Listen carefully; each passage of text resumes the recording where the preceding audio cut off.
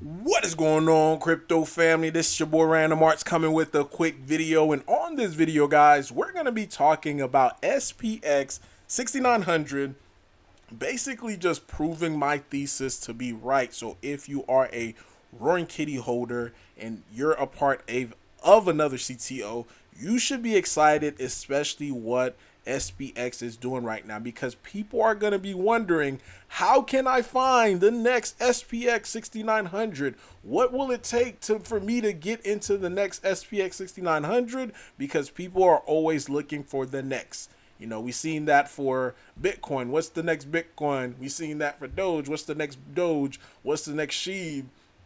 It's always a next. So right now, I think we're going to get into the model of, okay, let's try to find the next SPX 6900, because again, SPX 6900 is absolutely crushing it. It's approaching its all-time highs, and people who are buying it over here, they're making money left over right, but it's only for the big accounts, because again, at the end of the day, you got to realize that the higher the market cap of play is, the less returns you're going to actually make, you know. So if you don't understand that by now, I do have a video. I think it's called Diminishing Return. Take a look into that. This is why I tend to focus on lower market cap plays, because I could actually put less in and still be able to make the same amount as some of these big accounts when they're getting into these higher market cap plays. That's simply just how the game goes. But if you take a look, guys, of when I first mentioned CTO. I mentioned CTO back on September 16, 2024. That was the very first time that I talked about it. And it was all due to the fact that Binance listed two CTOs, not one, but two CTOs. And I was like, whoa. And the shocking part was they listed the first Nero CTO versus the Cabal one, the one that people call the Cabal. And after I saw that, I was like, dang, this market just flipped. And a lot of people don't see it. And this is what I said. I said, we are seeing a market sentiment change right before our eyes. CTO versus team. Looks like CTO is winning, and it makes sense due to the risk. Guys, it always goes back to risk reward. A CTO, you would have the better risk versus buying into a team token where a team is ran.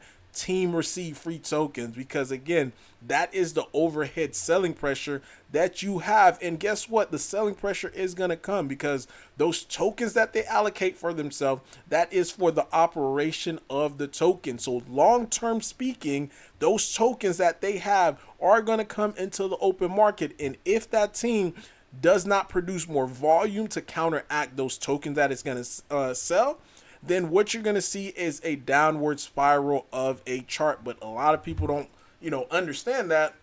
And they're going to continue to keep investing into team tokens and wonder why they're not making, a huge amount, or why they're not making 100x versus making 3, 4, 5, 10x. Versus when you get into CTO, the only people that are selling is community members. And they only have a limited amount of tokens that they could sell, because at the end of the day, they bought it on the open market, which they put into the liquidity. And when they sell, they're taken out from the liquidity by their sales, whether for profit or for a loss. But it keeps everything organic and it makes a market. Whenever a team creates a token, what's happening is inflation, guys.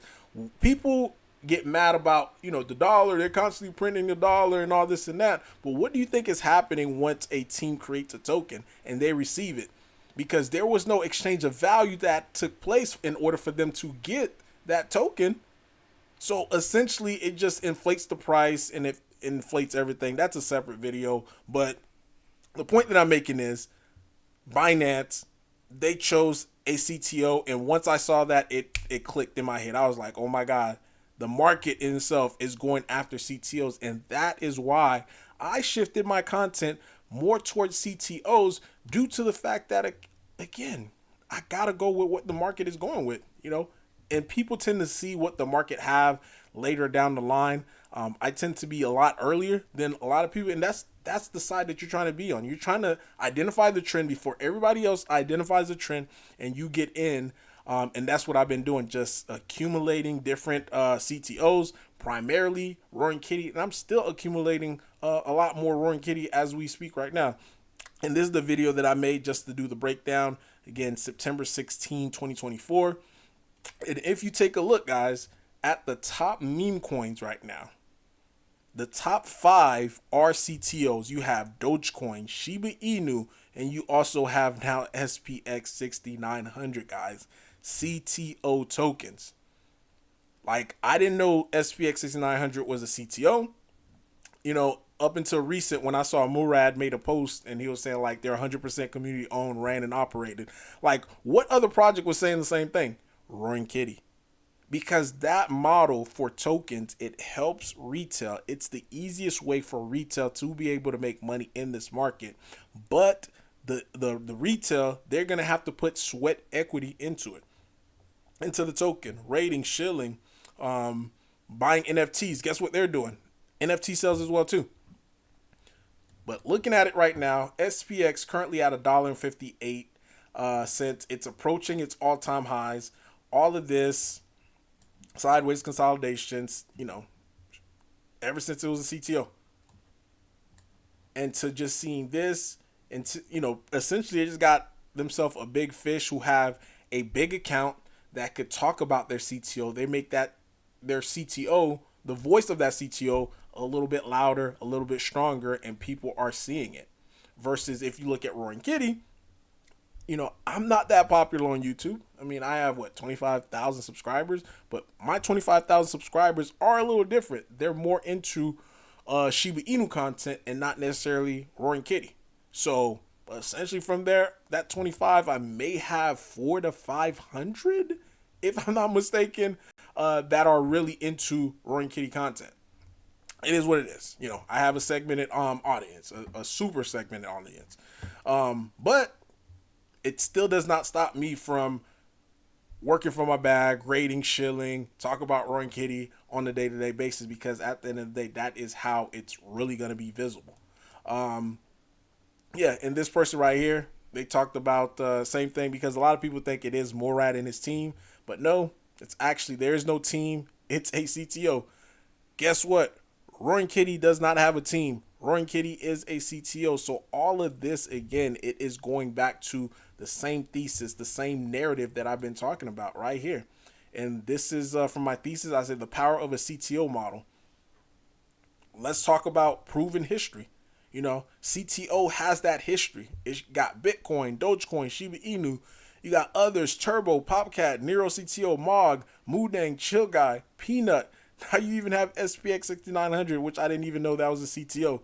Like, all of this shows you a proven method, because again, we're not trying to reinvent the wheel, guys. We're not trying to, you know, create the next new thing. We're just following proven model that works, and CTO has proven with various different tokens that it absolutely works. The way that it works is if the community works.